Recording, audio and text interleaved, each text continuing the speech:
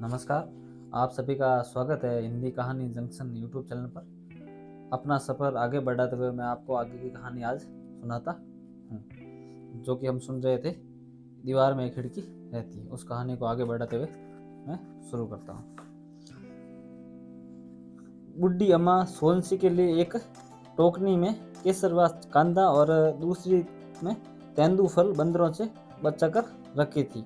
सोनसी ने आंचल में थोड़े केसरवा कांदा और तेंदूफल को खोस लिया था। रास्ते भर दोनों केसरवा कांदा और दांतों से छिलते खाते गए। कमरे की खिड़की के पास दोनों खड़े हो गए। दोनों छोटे छोटे बच्चों की तरह अपना कमरा झांकने लगे। कमरे में वे नहीं थे। मैं कहाँ हूँ? रघुवर प्रसाद ने अपना कमरा झांकते हुए सोनसी से पूछा। जैसे कमरे से पूछा, तुम मेरे पास हो? कमरा झांकते हुए सोनसी ने कहा। जैसे कमरे से कहा। और मैं खाली कमरा देखती हुई सोनसी ने आश्चर्य से कहा, तुम यहाँ मेरे पास हो? रघुवर प्रसाद ने कहा। इसके बाद दोनों कमरे में कूद गए। रघुवर प्रसाद, ओ रघुवर प्रसाद, कोई पुकार रहा था। लगता है विभागाध्यक्ष है, रघुवर प्रसाद ने सोनसी से कहा। रघुवर प्रसाद ने दरवाजा खोला। विभागाध्यक्ष थे, बदमाश लग रहे थे। सुबह बिस्तर से उठते ही आ गए थे। विभागाध्यक्ष बिना किसी की तरफ देखे खिड़की के पास आ गए और खिड़की से बाहर देखने लगे, और उनका कहीं ध्यान नहीं था। बैठिए सर, पानी पीजिए, रघुवर प्रसाद ने कहा। सोनसी ने बिस्तर उठाकर पैता ने तहा दिया था। चारपाई पर केवल दरी बिछी थी। नहीं, मैं यहीं ठीक हूँ, खिड़की से बाहर देखते हुए उन्होंने कहा। सोनसी ने गिलास में पानी लाकर रघुवर प्रसाद को पकड़ाया। लीजिए सर, रघुवर प्रसाद ने कहा। पानी पीते पीते भी विभागाध्यक्ष खिड़की से बाहर ही देख रहे थे। रघुवर प्रसाद ने कहा, मैं कहने आया था कि मैं अपने बच्चों को लेकर आता हूँ। हम लोग खिड़की से उस तरफ जाएंगे। जी सर, पर महाविद्यालय का समय हो रहा है। दशहरा की छुट्टी है। 15-20 मिनट में आता हूँ, या तो नहा धोकर आऊँगा। नहाने में देर हो जाएगी तो खिड़की के तालाब में नहा लूँगा। खिड़की के पेड़ों में आज के दिन नीलकंठ देख लेंगे। जी सर। विभागाध्यक्ष जब चले गए तब रघुवर प्रसाद ने सोनसी से पूछा, आज नहाने गए थे, तब तुमको नीलकंठ दिखा था? याद नहीं। दिखा हो? तुमको दिखा था? नहीं, मुझे तो नहीं दिखा। शायद दिखा भी हो, हम दोनों को दिखा हो और हम दोनों को नहीं ध्यान दिया हो। दिख तो गया, ध्यान नहीं दिया हो, क्या पता, रघुवर प्रसाद ने फिर कहा। मालूम होना चाहिए कि हमने नीलकंठ देखा है। चलो नीलकंठ देखने चलें। कैसे कैसे जा सकते हैं? विभागाध्यक्ष आने वाले हैं। आज आएगा? पत्नी ने पूछा। यदि साधु को मालूम होगा कि छुट्टी का दिन है तो न आए। हो सकता है साधु आज रावण भाटा चला जाए। हो सकता है राम सीता की झांकी हाथी पर निकले। उसी की तैयारी में वह कर रहा था। चलो अभी नीलकंठ देख ले, फिर शाम को झांकी देखने चलेंगे। विभागाध्यक्ष आने वाले हैं, रघुवर प्रसाद ने फिर से कहा। हाँ, विभागाध्यक्ष आने वाले हैं, पति ने कुछ उदास होकर कहा। उसे अच्छा नहीं लग रहा था। देर तक दोनों कमरे में विभागाध्यक्ष का रास्ता देखते रहे। विभागाध्यक्ष नहीं आए। पत्नी थककर जमीन पर लेट गई। लगता है विभागाध्यक्ष को नीलकंठ दिख गया है। चलो हम भी चलें। चलो, रघुवर प्रसाद ने कहा। सुनो, मेरे कंधे पर पक्षी तोता था या नीलकंठ? पत्नी ने बहुत खुशी से पूछा। तोता था, रघुवर प्रसाद ने भी बहुत खुशी से कहा। हो सकता है नीलकंठ हो, पत्नी ने बहुत धीरे से कहा। दोनों नीलकंठ देखने निकले। घर से 2 कदम निकलने के बाद पत्नी ने कहा, मुझे अच्छा नहीं लग रहा है। रघुवर प्रसाद ने पत्नी की हथेली को छुआ। गर्म थी। तुमको तो बुखार है, रहने तो नहीं जाते, कमरे में रहेंगे। नीलकंठ को देखना होगा, वह खिड़की पर ही आ बैठ जाएगा। नहीं, चलो, मुझे कुछ नहीं हुआ है। देर तक तालाब में नहीं डूबे रहना चाहिए। हो सकता है हमने नीलकंठ देख लिया हो। तुमने देख लिया हो तो लौट चलते हैं। पक्का नहीं है। चलो रिक्शा में चलते हैं, म्युनिसिपल के अस्पताल चलेंगे। रास्ते में नीलकंठ दिख जाएगा। घर के सामने नीम के पेड़ के नीचे वे खड़े हो गए। रघुवर प्रसाद रिक्शा देख रहे थे। पत्नी दूर क्षितिज की तरफ देख रही थी। क्या देख रही हो? रघुवर प्रसाद ने पत्नी को सहारा देने के लिए सटा लिया था। नीलकंठ देख रही हूँ। क्षितिज में नीलकंठ होगा तो दिखाई नहीं देगा। क्यों? बहुत छोटा होगा, दिखाई तो देगा। इतना छोटा होगा कि दिखाई नहीं देगा। मुझे अपनी तरह से देखने दो। तुम अपनी तरह से आसमान देखो, पत्नी ने कहा। रघुवर प्रसाद ने जाते हुए खाली रिक्शे को रोका। कहाँ जाना है? रिक्शे वाले ने पूछा। नीलकंठ देखने, पत्नी ने कहा। म्युनिसिपल अस्पताल चलो, रास्ते में नीलकंठ देख लेंगे, रघुवर प्रसाद ने कहा। लखोली गांव चलूं, वहां बहुत नीलकंठ है। पहले अस्पताल चलो, फिर लखोली चल लेंगे। पत्नी रघुवर प्रसाद के कंधे पर सिर रखे आंख मूंदे थी। सो गई? अच्छा नहीं लग रहा है। सो नहीं रही हूँ, दिखेगा मुझे बता देना। फिर उसने रिक्शे वाले से कहा। रिक्शे वाले, रास्ते में नीलकंठ दिखे तो इनको बता देना। जब जब वो आंख मूंदती तो कहती थी कि देखते रहना और देखते ही बताना। देर करोगे तो उड़ जाएगा तो उड़कर जाते हुए दिख जाएगा। रिक्शे वाले से उसके पीछे चलने के लिए कहेंगे। नीलकंठ के पीछे पीछे रिक्शे वाले को कहाँ तक ले जाया जा सकेगा? मान लो उड़कर दूर पीपल के पेड़ पर बैठ गए। पीपल के पेड़ तक पहुँचने में देर लगेगी। वहाँ बैठा तो नहीं होगा, वहाँ से भी उड़कर आकाश में और ओझल हो जाएगा। रघुवर प्रसाद रिक्शे वाले से कहेंगे आकाश की तरफ ले चलो। फिर सोचेंगे आकाश की तरफ बहुत चढ़ाई चढ़नी पड़ेगी। तब वे रिक्शे वाले से कहेंगे तुम रहने दो, यही हमारा रास्ता देखना। मैं रिक्शा ले जाता हूँ। अपनी पत्नी को रिक्शा चलाते हुए वे आकाश की ओर ले जाएंगे। पेडल मारेंगे और ऊंचे चढ़ जाएंगे। ऊपर बादल के टुकड़े रिक्शे पर लद जाएंगे। बादल का कोई वजन नहीं होगा। किसी बादल में लोगों को न दिखने के लिए दशहरा के दिन नीलकंठ बैठा हुआ दिख जाएगा। पत्नी को दिखाएंगे, सोनसी नीलकंठ देखो, नीलकंठ पेड़ पर दिख जाएगा, इसलिए यहाँ भूरे बादल पर आकर बैठ गया, तुम भी देखो। यह भी हो सकता था कि नीलकंठ देखने की उत्कर्ष इच्छा और उसके न दिखने से उब जाएगा।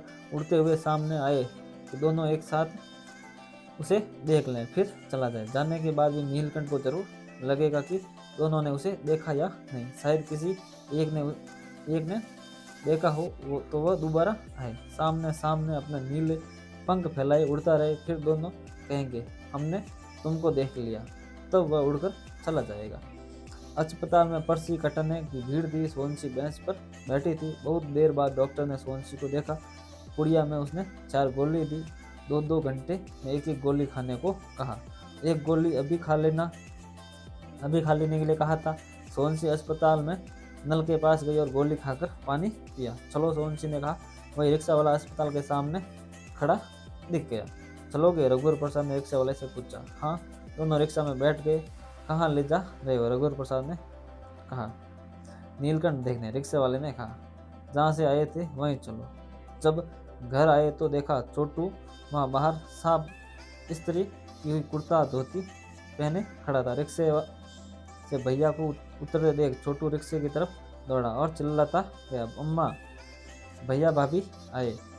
और छोटू ने भैया भाभी के पैर छुए। कितनी देर हो गई आए तुम लोगों को? भाभी ने पूछा।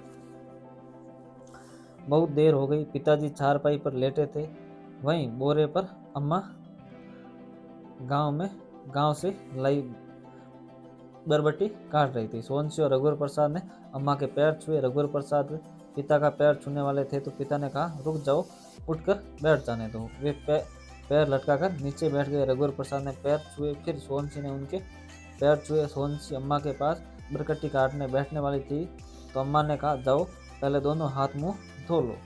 दोनों हाथ मुंह धो गए तो अम्मा ने उनके आज्ञा पालन से खुश होकर रघुवर प्रसाद के पिता की तरफ देखा। रघुवर प्रसाद के पिता मुस्कुराए। भैया, आज हाथी आया था? छोटू ने कहा। नहीं, रघुवर प्रसाद ने कहा। आएगा क्या मालूम, आए तो उसे हाथी पर बैठाकर घुमा देना, पिता ने कहा। रघुवर प्रसाद ने देखा कि पत्नी एक कोने में बैठी बुरकट्टी काटने लगी थी। उसे बुखार था, लेट जाती तो अच्छा था। छोटू बाहर खड़ा था, शायद वह हाथी का आना देखना चाहता था। अम्मा अपने साथ 2 कांसे की थाली, एक टठूलिया और अदरक कूटने के लिए एक काला गोल पत्थर लाई थी। सुपा चलनी लाना भूल गई थी। पूड़ी थी। रघुवर प्रसाद के पिता को लगता था कि वह काला पत्थर कसौटी का पत्थर है। पिता एक सोने की तांबाई अंगूठी पहने थे। सोने में तांबा अधिक था। इस अंगूठी को उन्होंने पत्थर पर घिसकर देखा तो एक हल्की हल्की सुनहरी तांबाई लकीर खिंच गई। यह लकीर भी पत्थर के साथ साथ ही आ गई थी। रघुवर प्रसाद छोटू के पास गए। साफ कपड़े गंदे न हो जाए इसलिए वह गोटा पत्थर और पेड़ पर चढ़ने का खेल नहीं खेल रहा था। वह हाथी पर सवार होकर घूमने के लिए कपड़े पहने थे। उन्होंने छोटू से कहा, आज घूमने नहीं जाएंगे, तुम्हारी भाभी को बहुत बुखार है। भाभी को बुखार है? छोटू ने कहा, हाँ। वह अंदर गया और कहा, अम्मा, भैया कहते हैं भाभी को बुखार है। सुनकर रघुवर प्रसाद परेशान हो गए। होता यह कि छोटू पहले कहता घूमने नहीं जाएंगे, तब अम्मा पूछती, क्या हाथी नहीं आएगा? शायद न आए। दशहरा का दिन हाथी आएगा तो सब लोग कैसे जाएंगे? भाभी को बुखार है, छोटू कहता। इस तरह बात होती तो अच्छा होता। रघुवर प्रसाद झेप गए कि अम्मा अम्मी क्या सोचेंगे। अम्मा ने सोनसी से पूछा, बहू तुमको बुखार है? सोनसी ने बरबट्टी काटते हुए सिर हिलाकर नहीं कहा। अम्मा उठकर सोनसी के पास गई। माथा छुआ तो है तो बुखार। सुनकर पिता उठकर बैठ गए। सोनसी की आंखें चलचला आई थी। शायद उसके मायके की याद आई हो। अम्मा ने उसके सिर पर छाती से चिपका लिया। चल लेट जा, डॉक्टर को दिखाया था? रघुवर प्रसाद ने पिता से पूछा। जी गोलियां दी है। गोलियां कब खानी है? 2-2 घंटे में। समय हो गया है। हाँ। कहाँ है गोली? बहू को दे दो। छोटू, भाभी को एक गिलास पानी दो। रघुवर प्रसाद ने गोली निकाली। छोटू पानी लेकर भाभी के पास गया। रघुवर प्रसाद ने छोटू को गोली दी कि वह भाभी को दे दे। गोली खाने के बाद अम्मा ने उसे बोरे पर लिटा दिया। सोनसी की पिछोरी रखी थी, उसी को उठा लिया। अम्मा खाना बनाने की तैयारी करने लगी। अम्मा को खाना बनाते जानकर सोनसी उठी तो पिता ने कहा, बहू लेटी रहो। सोनसी लेट गई। उसने पिछोरी ओढ़ी और थोड़ी देर में सो गई। पिता ने रघुवर प्रसाद से धीरे से कहा, झोला दो। फिर उन्होंने रघुवर प्रसाद की माँ से पूछा, कुछ लाना तो नहीं है? नहीं। रघुवर की माँ ने कहा, मैं आता हूँ, खाना बनते तक आ जाऊँगा। झोला लेकर वे चले गए। सोनसी का बुखार उतर गया था। हाथ मुँह धोकर माँ के कहने से उसने खाना खाया और अच्छा लगा। छोटू कुर्ता धोती को लगाकर गंदा होने से बचाए हुए मन ही मन हाथी का रास्ता देख रहा था कि आ जाए कोई नहीं जाएगा तो वह अकेला हाथी पर बैठकर घूम आएगा। सोनसी को अच्छा लगा तो वह घर का काम करने लगी थी। जहाँ सोनसी लेटी हुई थी वही रघुवर प्रसाद जाकर लेट गए। छोटू बाहर से पिता आवाज़ दे रहे थे, देख हाथी आ रहा है क्या? छोटू दौड़ता हुआ बाहर आया। हाथी आ रहा था। अम्मा रघुवर प्रसाद भी बाहर आ गए। पिता कमरे के अंदर आए और झोला रखकर बोले, बहू मुरा लिया हूँ, तुम लोग खा लो। पिता भी बाहर आ गए। साधु बिना हाथी को बैठाए हाथी के ऊपर से उतर आया। उबड़ खाबड़ पत्थरों के आजू बाजू पैर जमाते हुए उससे जैसे पहाड़ों से उतरते हो। हाथी पर 2 कदम इधर उधर रखकर वह नीचे उतर आया था। उतरते ही कंधे से अंगोछे को झटक फिर कंधे पर जमा लिया। वह धोती को ढीले लपेटे हुए और पीला कुर्ता पहने हुए था। कुर्ते का रंग फीका पड़ गया था। कपड़े साफ थे और इस्त्री किए हुए थे। दशहरे का दिन था, शायद इसलिए छोटू बहुत उत्साही था। रावण भाटा चलोगे? साधु ने रघुवर प्रसाद से पूछा। वहाँ भीड़ बहुत होगी। हाथी के गले में घंटी नहीं है, लोगों को मालूम कैसे पड़ेगा कि हाथी आ रहा है? रघुवर प्रसाद ने कहा, हाथी का आना बहुत दूर से दिख जाता है, इसे देखने की खबर हो जाती है और दूसरों को मालूम पड़ जाता है। फिर भी रघुवर प्रसाद ने कहा, चलिए कुछ नहीं, छोटू भी जाएगा। पिता ने कहा, बहू भी जाएगी। रघुवर प्रसाद की माँ ने कहा, वह अंदर गई है। बहू जल्दी तैयार हो जा, हाथी पर घूम आ। सोनसी ने जल्दी हाथ मुंह धोया। बहू अभी 2 नई साड़ी रखी हुई है। हाँ माँ, सोनसी ने धीरे से कहा। लाल साड़ी पहन लेना। हाँ माँ। अम्मा ने खटिया से ताया हुआ बिस्तर उठाकर नीचे जमीन पर बिछे बोरे पर रख दिया। दरी उठाई और खटिया को खड़ी कर दी। दरी को अम्मा ने खटिया पर टांग दिया। खटिया की आड़ में साड़ी बदल लेना। सोनसी नई लाल साड़ी लेकर खटिया की आड़ में चले गई। नीचे बैठकर उसने पोलका पहना, फिर लाल साड़ी पहनी। खटिया की आड़ में वह निकल आई थी। बिंदी लगाई। अम्मा ने पूछा, हाँ माँ। पैर पट्टी पहन लेना। सोनसी ने पैर पट्टी को उतार दिया था। हाँ माँ। रघुवर अम्मा ने बुलाया। तू भी कपड़े बदल ले। अम्मा ने रघुवर के पिता का कोसा कुर्ता, जो करीब 15 साल पुराना होगा, झोले से निकाला। गम से मैं तहा हुआ कुर्ता था, धोती निकाली। ले पहन ले। रघुवर प्रसाद पिता से लंबे थे, कुर्ता बड़ा था।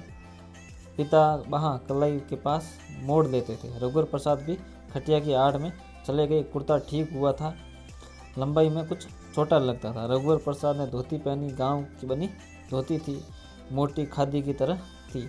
धोती की सुनहरी किनार थी। बालों में पानी लगाकर रघुवर प्रसाद ने कंघी कोसे के कुर्ते और सुनहरी किनार की धोती में रघुवर प्रसाद सुंदर लग रहे थे। सोनसी कमरे में जहाँ होती वह बहुत अधिक उजाले में लगती। जहाँ गुंडी रखी थी वह हिस्सा कमरे का अंधेरा कोना लगता था। सोनसी उधर होती तो वह हिस्सा अधिक उजाले का लगता। अब नंगे पैर हाथी पर बैठने के लिए निकले। साधु हाथी पर पहले बैठा हुआ तैयार था। आस पड़ोस के लोग भी बच्चे सहित अच्छे कपड़े पहने हुए रावण भाटा जाने के लिए तैयार थे। जा रहे लोग थोड़ी देर के लिए हाथी के पास रुके। जा रहे लोग रंग बिरंगे साड़ी कपड़े पहने, औरतें, लड़कियां, आदमियों, बच्चों का झुंड थे। हाथी पर चढ़ने से पहले रघुवर प्रसाद और सोनसी ने पिता और अम्मा के पैर छुए। जब रघुवर प्रसाद हाथी पर चढ़ने लगे तब खड़े होकर उन्हें देख रहे थे। फिर रघुवर प्रसाद की पत्नी, इसके बाद छोटू चढ़ा। साधु ठीक से बैठने में सबकी सहायता कर रहा था। छोटू साधु को पकड़कर बैठा। सोनसी रघुवर प्रसाद को कमरे के दरवाजे के पास अम्मा और पिता खड़े थे। हाथी की पीठ पर गन्ने के पत्ते की गुद्दी बंधी थी। हाथी नहाया हुआ, धोया, सजाया हुआ दिख रहा था। सब बैठ गए, तब हाथी चलने लगा। रावण भाटा की ओर जाती दो औरतों ने हाथ जोड़कर रघुवर प्रसाद, सोनसी और छोटू की झांकी को प्रणाम किया। जब हाथी आगे बढ़ा तो अम्मा ने कहा, कितनी अच्छी जोड़ी है। छोटू लक्ष्मण लगता है। पिता ने कुछ नहीं कहा। आगे दाहिने हाथ की तरफ अमराई थी। साधु हाथी को उधर ले गया। थोड़ी देर बाद दूर हो रहे अंधेरे में धुंधला रावण दिखा। अंधेरा होते ही रावण पटाखों के साथ जल उठा। हाथी पर बैठे उन लोगों पर रावण के जलने का प्रकाश सिमट कर आ गया था। पेड़ों के बीच में लपट के प्रकाश में सब क्षण भर दिखे। साधु ने हाथी को लौटाया कि अंधेरा हो गया है। लौटने वालों की भीड़ का रेड़ा आएगा तो हाथी को तेज चलना मुश्किल होगा। छोटू बहुत खुश था। लौटते समय कुछ दूर तक, जब तक फूटते पटाखा उन्हें सुनाई दे रहा था। पिता को छोड़ रात को सब जमीन पर सो गए थे। चौके की तरफ सोनसी, फिर अम्मा, छोटू, रघुवर प्रसाद के बाद पिता चारपाई पर सोए थे। छोटू पहले पिता के साथ लेटा, फिर जमीन पर आ गया। आधी रात हो गई थी। फिर रघुवर प्रसाद और सोनसी जाग रहे थे। रघुवर प्रसाद को मालूम नहीं था कि सोनसी जाग रही है। सोनसी को मालूम था कि रघुवर प्रसाद को नींद नहीं आ रही। रघुवर प्रसाद धीरे से उठे और खिड़की के पास जाकर खड़े हो गए। रघुवर प्रसाद का मन हुआ कि वह खिड़की से कूदकर उस तरफ चले जाएं। वे कूदने को थे, तभी सोनसी उनके पास आकर खड़ी हो गई। रघुवर प्रसाद बिना आवाज़ की कूदे। सोनसी जब कूदने को हुई तो रघुवर प्रसाद ने फुसफुसाकर कहा, तुम धीरे कूद नहीं पाओगी, तुम मेरी पीठ पर लद जाओ। रघुवर प्रसाद खिड़की की तरफ पीठ करके खड़े हो गए। सोनसी खिड़की की चौखट पर पैर लटकाकर बैठ गई। मैं धीरे से कूद जाती हूँ। नहीं, रघुवर प्रसाद ने कहा। तब सोनसी रघुवर प्रसाद के गले में हाथ डालकर लटक गई। पीठ पर सोनसी को लादे रघुवर प्रसाद घूमे। दोनों ने कमरे को अंदर देखा कि कोई जाग तो नहीं रहा। छोटू अम्मा के ऊपर एक टांग रखे सो रहा था। पिता दीवार की तरफ करवट लेकर सो रहे थे। कमरे में खिड़की का हल्का उजाला था। खिड़की के कारण अंधेरे की एक हल्की परम कम थी। सोनसी ने पीठ पर लदे हुए उस जगह को देखा जहाँ वह लेटी हुई थी, उस जगह को जहाँ रघुवर लेटा हुआ था। खिड़की का सीधा उजाला पानी की गुंडी में पड़ रहा था। सोनसी ने देखा गुंडी में ढक्कन नहीं लगा था। छोटू ने पानी निकाला होगा और ढक्कन लगाना भूल गया। सोनसी उतरने को थी कि रघुवर प्रसाद ने गले में लिपटे सोनसी के हाथों को कसकर पकड़ लिया। उतरने दो, गुंडी खुली है, खुली रहने दो कहकर रघुवर प्रसाद सोनसी को लादे हुए अंधेरे में चलने लगा। गिरा मत देना, नहीं गिरोगी, पगडंडी का मुझे अंदाजा है। गहरी रात की शांति थी। इस शांति में सबकी अलग अलग शांति थी। जैसे पीपल के पेड़ के नीचे पीपल की शांति थी। अनजाने पेड़ों के नीचे से वे गुजरे। इस पेड़ के नीचे अनजान पेड़ों की शांति थी। सोनसी रघुवर प्रसाद के कंधों में लदी रघुवर प्रसाद के हर कदम में धीरे धीरे उछलती जाती और हूँ अलाप थी। यह बोलना बोलना पेड़ों, तालाबों, चट्टानों के प्रत्येक एकांत में सुनाई दे रहा था। ऐसा था कि ये दोनों जागे थे और सब कुछ नींद में झूम रहा था। पेड़ नींद में थे, तालाब नींद में था, आकाश नींद में था, पक्षी नींद में थे, वातावरण नींद में था। सोनसी ने भारी पलकों को खोलकर देखा तो जगह जगह चमकी से चौक पूरे हुए दिख रहे थे। हो सकता था अब्रक की बारीक धूल से चौक पूरे गए हो। तारों के प्रकाश से ये चमचमाते से थे। इन जगहों को देखकर वही ठहर जाने की जल्दी सोनसी को हुई। उसने कहा, कहाँ जा रहे, यहीं रुक जाओ। रघुवर प्रसाद ने कुछ नहीं कहा। सोनसी अपने पैरों को रघुवर प्रसाद की कमर में लपेटना चाहती थी, पर साड़ी के कारण वह लपेट नहीं पा रही थी। मेरे पैर दुख रहे हैं, तुम तो नहीं चल रही हो, तुम्हारे पैर क्यों दुख रहे हैं? हाथ भी दुख रहे हैं। नहीं दुख रहे हैं, रघुवर प्रसाद ने कहा। पैर लटके लटके दुख रहे हैं और तुम्हारे हाथों को पकड़ से हाथ टूट रहे हैं। अच्छा, हाथ छोड़ना नहीं, कहकर रघुवर प्रसाद ने अपने दोनों हाथ पीछे लेकर जाकर सोनसी की साड़ी को घुटनों के ऊपर तक उठाया और कहा, अब कमर में पैर लपेट लो। सोनसी ने रघुवर की कमर में पैर लपेटे और रघुवर प्रसाद ने सोनसी के कुल्हे के नीचे हाथ हथेलियों को बांधकर धीरे धीरे से ऊपर उछाला तो सोनसी के हाथ रघुवर प्रसाद की गर्दन पर ढीले हो गए। रघुवर प्रसाद अब बहुत धीरे धीरे चल रहे थे। अब ठीक है, रघुवर प्रसाद ने पूछा। हाँ ठीक है, सोनसी ने कहा। रघुवर प्रसाद तालाब के किनारे किनारे चलने लगे। सोनसी तालाब में रघुवर प्रसाद की परछाई के ऊपर अपनी लदी परछाई को देख रही थी। रघुवर प्रसाद सोनसी को लादे हुए धीरे धीरे तालाब में उतर गए। घुटनों तक रघुवर प्रसाद की धोती भीग गई। थोड़ी देर चुपचाप तालाब में खड़े रहे। तालाब से निकले तो और अच्छा लगा। तालाब के पास एक टीला था। रघुवर प्रसाद सोनसी को लादे टीले पर चढ़ने लगे। यह टीला नींद में टीला था। सोनसी ने कहा, मुझे उतार दो, तुम बहुत थक गए होंगे, मैं तुम्हें थकाती हूँ। टीले के ऊपर सूखे पत्तों का ढेर है, उसी के पास सोनसी को रघुवर प्रसाद ने उतारा। उन पत्तों के अंदर के अंधेरे में 4 जुगनू पास चमक रहे थे। सोनसी ने पत्तों को हटाया तो जुगनू एक एक कर उड़ गए। उड़ते हुए जुगनुओं की चमक की परछाई उन्होंने तालाब में देखी। सोनसी रघुवर प्रसाद की बाह से सिर टिकाए खड़ी थी। तालाब में तारों की परछाई थी। किसी मछली के कारण तालाब का पानी हिला तो सोनसी ने देखा कि तारों की परछाई तैरते तैरते धीरे धीरे पास हो गई। सोनसी ने ऊपर आकाश में देखा। कुछ तारे पास आए दिखे, जैसे पहले दूर थे। सोनसी रघुवर प्रसाद से सटी बैठते हुए वही लेट गई। सोनसी के पैर ढलान की तरफ थे। तुम्हारे कंधे पर चंद्रमा बैठा है, सोनसी ने लेटे लेटे हाथ उठाए हुए कहा, जैसे वह रघुवर प्रसाद को बुला रही हो। और रघुवर प्रसाद बहुत दूरी पर थे। रघुवर प्रसाद खड़े खड़े सोनसी को देख रहे थे। सोनसी को लगा रघुवर प्रसाद के कंधे पर बैठा चंद्रमा पास आ रहा है। सोनसी ने पास आने के सुख की चमक को सहने के लिए आंख मूंद लिए थे।